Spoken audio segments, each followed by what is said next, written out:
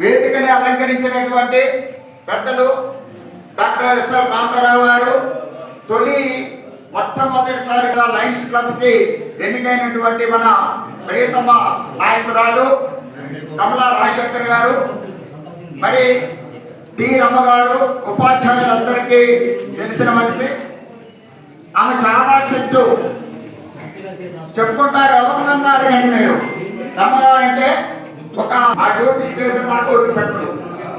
ఆమె గారు యూటీఎఫ్ సభ్యురాలు, నేను కూడా యూటీఎఫ్.